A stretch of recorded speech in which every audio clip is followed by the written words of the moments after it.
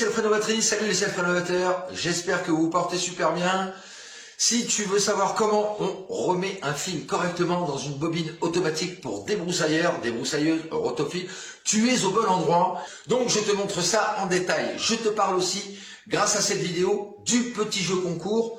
Tu vas pouvoir gagner le même fil que j'utilise. C'est une tuerie, c'est une bombe. C'est pour ça que je vous l'offrirai en cadeau à deux conditions. Il faut un minimum de vues, donc on va s'arrêter à 10 000.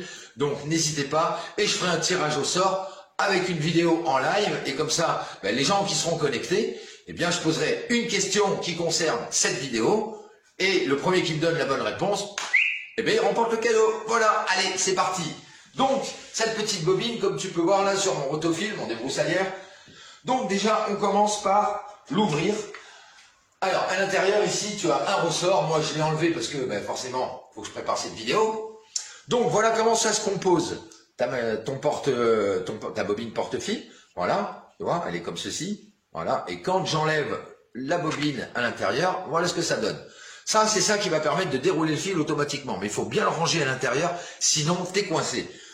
Le petit ressort, il faut pas le perdre, soit tu le laisses dans la tête, soit tu le laisses dans le porte-bobine. Ensuite, tout simplement, on va prendre une bonne brasse de fil. Je vais t'en parler un petit peu après. Et on rajoute une vingtaine de centimètres, pas plus. Parce que là, c'est du 3 mm d'épaisseur, de carré. Là, je te montre. Voilà, 3 mm de carré. Ça commence à être costaud. Donc sinon, tu ne vas pas pouvoir tout enrouler dans ta bobine. Alors, maintenant, la bobine. On va dire qu'il y a le bouton ici, avec la petite plaque en alu, là. Donc, il faut que la bobine, tu la regardes vers toi comme ça. Et tu vas t'apercevoir que sur cette bobine,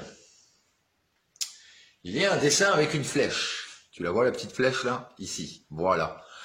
Eh bien, cette flèche va te donner le sens d'enroulement de ton fil dans ta bobine. Tu peux voir que sur cette bobine, tu as des crans. Voilà. Et ça va être pour bloquer ton fil à l'intérieur de ces crans une fois que tu vas l'avoir enroulé. Première mission, on plie le fil en deux. Alors ça, c'est du nylon. Et on appelle ça du nylon. Le nylon, c'est du nylon. Et à l'intérieur, quand ils l'ont fondu, ils ont mis de l'aluminium. C'est pour ça que ce fil, il est très dur. Tu peux couper jusqu'à des ronces ou des rochers jusqu'à 2 cm, 2 cm et demi. C'est pas des blagues, tu vas voir dans la vidéo. Je vais t'emmener faire un petit tour avec ça. Donc, il faut commencer par repérer la petite flèche. Et en fait, ici à l'intérieur, tu t'aperçois que tu as un cran pour pouvoir crocheter ton fil et ta bobine est divisée en 2 sections identiques. Donc tu as un cran ici et tu en as un autre à l'opposé. Peu importe du cran que tu utilises, surtout ce qu'il va falloir regarder, c'est le sens. Donc notre flèche s'en va vers ici. Donc on va prendre le cran qui est là, puisqu'on est du côté de la flèche, c'est plus simple, et on vient mettre le pli de son fil à l'intérieur du cran, comme ceci. Voilà. Et là maintenant, il faut bloquer ton fil pour pas qu'il s'en aille du cran. Voilà. Tu te retrouves avec une partie de ton fil d'un côté et l'autre partie du fil de l'autre. Donc tout simplement, il faut rester dans le sens de la flèche, comme ceci. Comme la flèche vient vers là, mon fil doit s'enrouler vers là. Et il faut en enrouler un d'un côté de la bobine. Voilà. Alors, le serre pas trop. Et le chevauchement doit être relativement propre. Faut pas qu'après, il y ait le même brin coince trop, le même brin en dessous, du tour d'en dessous. Je sais pas si je suis bien clair. Hop. Et quand tu arrives quasiment à la fin de ton fil, il faut que tu regardes une chose. C'est la largeur de ta protection. Parce que si ton fil, il vient à toucher la protection, qu'il est trop long, eh bien ça va faire forcer ton moteur et là tu vas commencer à risquer d'abîmer ta machine. Donc on regarde par rapport au centre. Voilà. Et donc là pour moi c'est bon. Donc en fait je vais choisir ce petit cran ici et je vais venir coincer mon fil à l'intérieur. là. Comme ça, je suis libre, je peux attaquer à enrouler la seconde partie. Pareil, on enroule proprement et on fait en sorte que les chevauchements ne bloquent pas le chevauchement d'en dessous. Quand on arrive quasiment à la fin du fil, eh bien, on va aller chercher en face de l'endroit où on a coincé le premier fil. On vient coincer le fil sur le cran en face. Voilà. Ensuite, hyper important, quand on les met comme ça, on voit bien que celui-ci est plus long. Il faut sacrifier un peu de matière, c'est pas grave.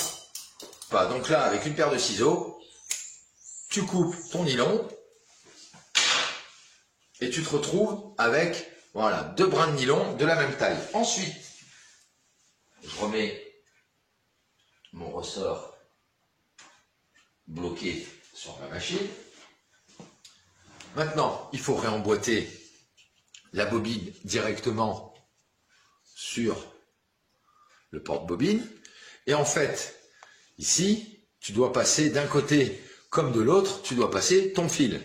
Donc, tout simplement, on vient mettre les encoches en face des endroits où le fil doit passer. Voilà, on vérifie bien que ça sort bien derrière. Et ensuite, on débloque le fil, hop, et on le passe à l'intérieur. Voilà, il est passé dedans. De l'autre côté,